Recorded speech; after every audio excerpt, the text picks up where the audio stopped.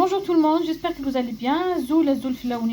Donc aujourd'hui je reviens vous voir pour une recette d'une galette farcie à la pâte de date qui s'appelle le mbarja, le mbesses. C'est des gâteaux, c'est un pain ou une galette ou même des gâteaux algériennes qui sont moins sucrés, qui est très très bon. Pour cela j'ai pris 3 mesures de semoule moyenne. La semoule moyenne, 3 mesures. Moi j'ai utilisé ça. Vous pouvez utiliser n'importe quelle mesure que vous voulez. Moi j'ai pris une petite mesure car je veux juste une petite mesure. Pour cela, donc comme je vous ai dit, 3 mesures de semoule moyenne et 1 mesure et demie de farine. Donc الكيلة كيو كثر ريس 3 الكيلات بورن 3 الكيلات بورن الكيلة نفس الفارينة. Voilà. Donc je mélange tout ça. Et je vous dirai les ingrédients au fur et à mesure.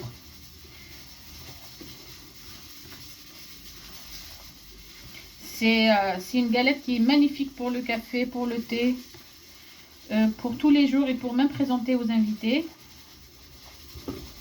Donc pour cela, je prends la même mesure et je prends une mesure de beurre clarifié. Semaine. Si vous n'avez pas le beurre clarifié, vous pouvez remplacer avec du beurre normal. Donc, je fais ça.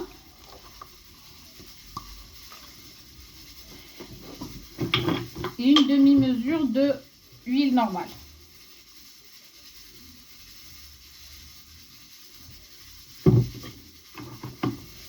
Donc, voilà. Une mesure complète de semaine ou là du beurre et une demi-mesure de huile que je vais mettre. Et je vais mélanger avec ma semoule et ma farine.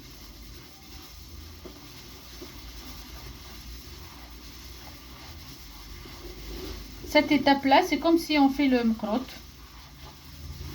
Donc on doit faire rentrer toute la pâte dans l'huile.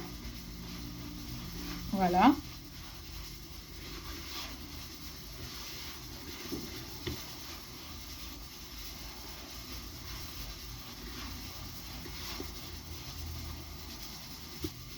Donc voilà, j'ai bien mélangé, j'ai fait bien rentrer le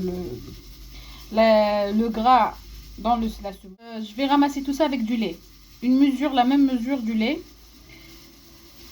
Croyez-moi, ça fond dans la bouche. Je fais juste fondre mon sel.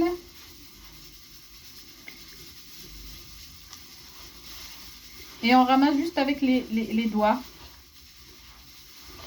Pas besoin de pétrir.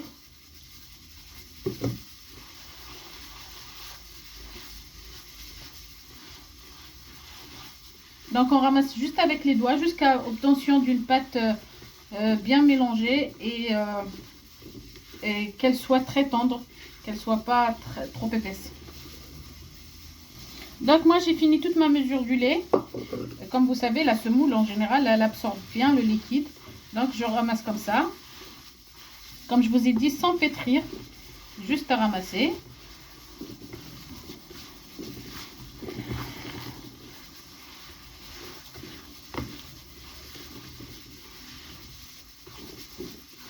Et je la ramasse très bien comme ça sur le côté.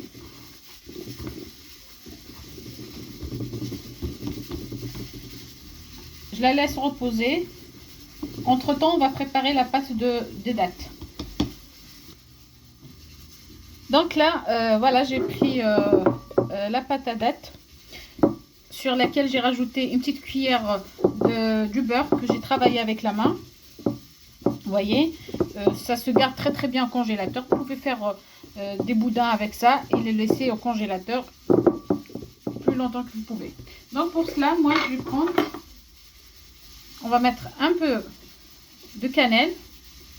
On va dire une petite cuillère à café, pas beaucoup. Après, c'est des goûts. Il y a des gens qui aiment bien le goût. Il y a des gens non, mais bon, moi, j'aime pas trop. Donc, un peu, ça suffit. Et je prends une cuillère à soupe d'eau de fleur d'oranger. Et je travaille ma pâte. jusqu'à obtention aussi d'une pâte homogène, lisse.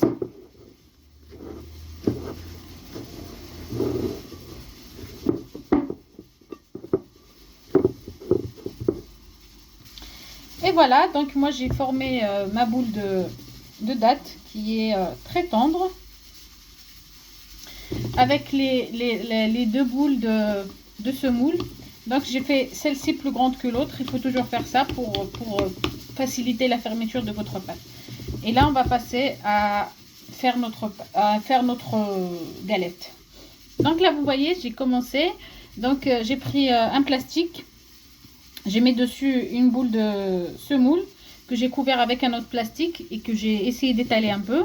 Pareil pour la pâte de date que j'ai fait.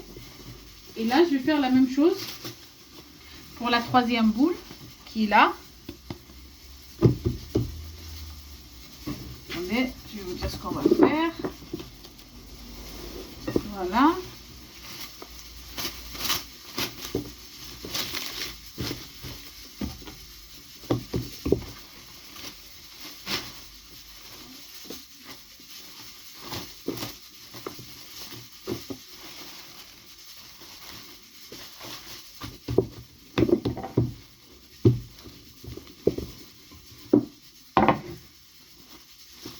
Donc on a bien étalé la troisième. Et je vais prendre celle-ci et la mettre dessus. Et j'essaie de fermer les deux comme ça. Voilà, donc j'ai fermé le tout et j'essaye d'étaler à l'épaisseur que je veux. Il y a des gens qui aiment bien une grande épaisseur, il y a d'autres non. Moi, qu'elle soit moyenne, mais qu'elle soit en même épaisseur.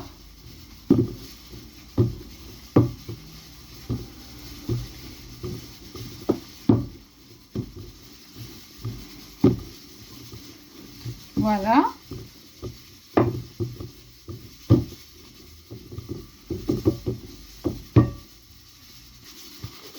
Voilà, moi j'ai commencé à découper. Donc si vous avez un emporte-pièce spécial, vous pouvez. Sinon, un couteau, ça peut le faire. Donc on va faire comme ça.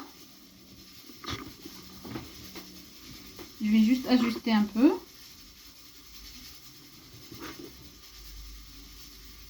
Et voilà.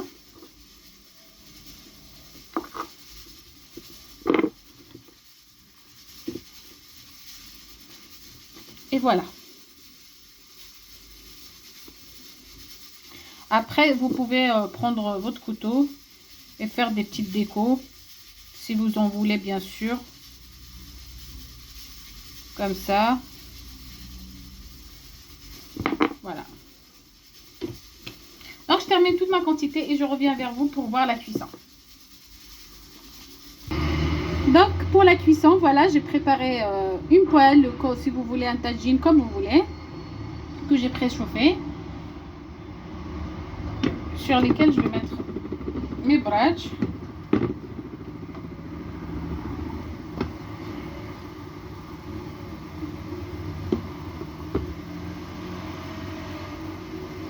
Croyez-moi, cette façon de faire, elle est magnifique, elle est très tendre et ça fond dans la bouche. Et je laisse cuire. Je chauffe très bien ma poêle et je laisse cuire à feu moyen.